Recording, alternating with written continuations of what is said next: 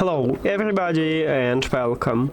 In this video I'm going to show you how to check for software updates for your earbuds CREATIVE Zen Air Plus.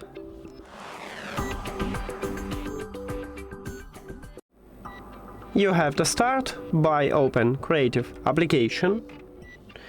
And of course you need to add your earbuds to the app. Then you will see them at the device list. Maybe you will see this menu, so then just tap at your device here. Now we need to go to the settings at the right top. And right here at the second line we have a firmware version. Tap at this line and then click check now at the top. It checks for updates and it said that I have the latest software version. If you haven't in this window you can update it. And that's it.